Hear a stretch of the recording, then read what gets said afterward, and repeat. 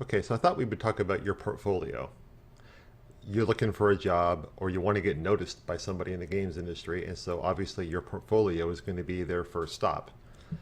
Your portfolio is really your public face, but I think a lot of people, well, younger artists in particular, they tend to do it wrong.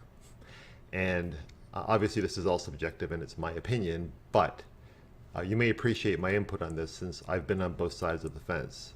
I'm a freelance artist right now, so I'm trying to get noticed. And I've also handled the art outsourcing for various companies like Boss Key Productions and Epic Games in various capacities. So that gives me kind of a unique perspective on it since I know what each side is kind of going for. So we're going to run through some points, some do's, some don'ts, that kind of thing, and hopefully you'll be able to get some value out of this. So I think one super valuable thing you can do to optimize your portfolio is to put yourself in the shoes of the art director. So these people are very busy. They have marketing departments screaming at them for screenshots and content. They have producers who are hammering on them about the schedule. They have art leads coming to them all day long with all manner of questions and problems. And they may even be trying to do some art themselves. Who knows? So you have to imagine they have about 10 minutes free before their next meeting, and they're trying to quickly look at a few artist portfolios to try to fill that open position that they have. So you have a small slice of time to impress them. So to maximize your time with this art director, you need to optimize your presentation. Splash screens or any kind of a landing page that doesn't place them directly into the artwork is entirely disposable. You may feel proud of it and like the way you designed it. It's adding friction. Lose it.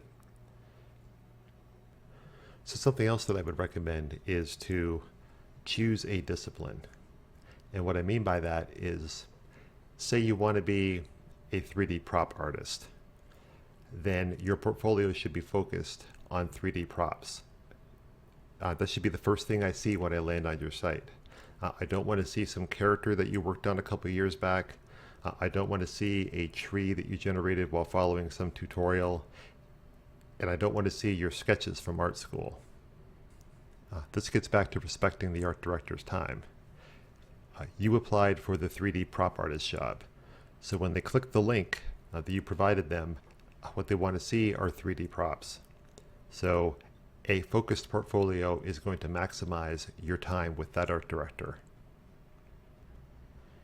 And one last piece of advice in terms of presentation is that I would avoid using any kind of a script, for example, that when you click on a thumbnail, it slowly opens up a window and then it fades in the screenshot. And to get to the next screenshot, you have to close that and do it all over again with the thumbnail next to it. That's all just adding more friction. So I've mentioned friction a couple of times, and what that is my term for anything that slows me down when I'm trying to look at your artwork. Now, like I said, whether it's a splash screen, a landing page, a click to get to the 3D section, a slowly opening up window, whatever it is that slows me down is providing friction. And once I hit a certain limit of friction, and it's different for everybody, but your best bet is to imagine that the art director looking at your portfolio has a low tolerance.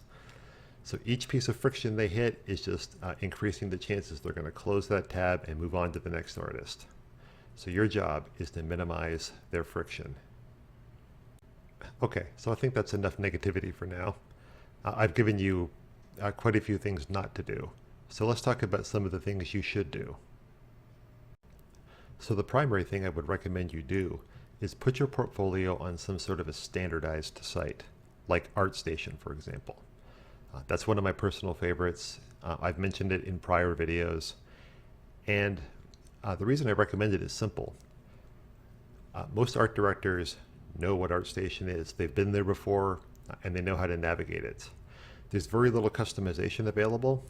So when I get into somebody's portfolio in ArtStation, I know exactly what to do. When I click on their page, I get their picture, their name, and then just a wall of their art.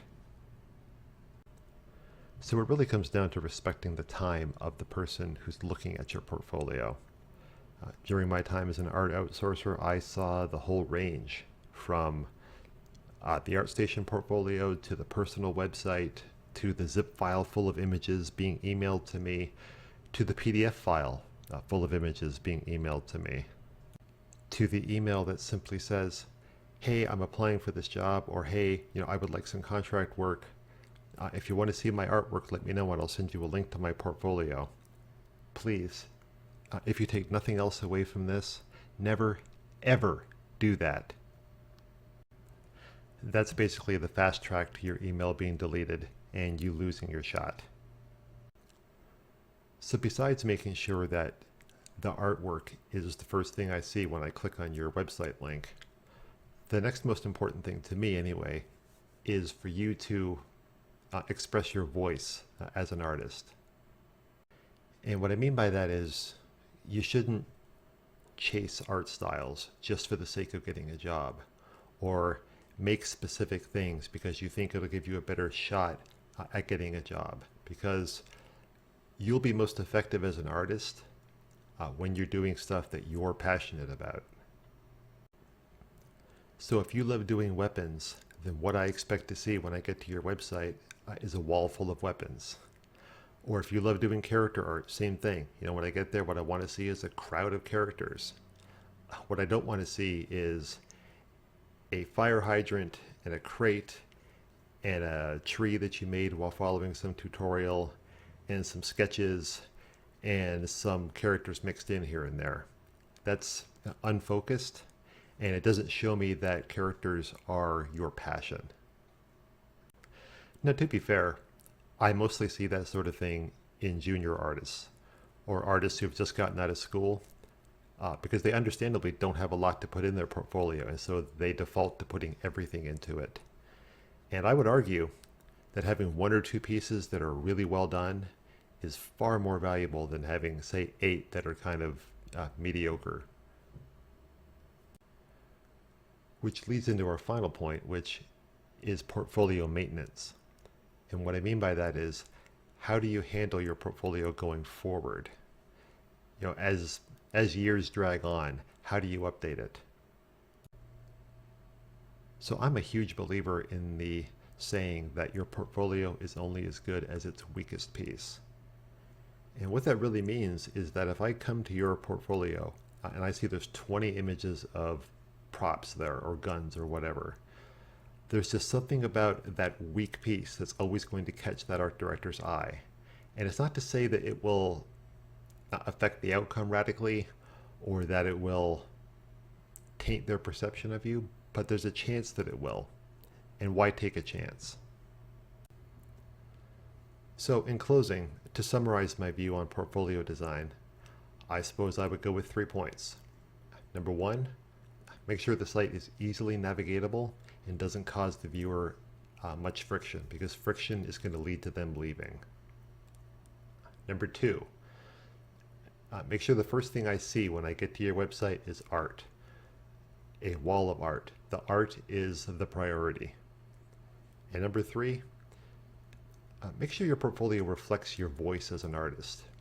Make sure that what I'm seeing there is you, and not the person that you think you have to be to get the job, because long term that's not going to make you or your potential employer happier. So I guess that's it. It's kind of a large topic, but I think I got the ideas across that I was looking to get across. Hopefully you'll find this useful, and good luck out there.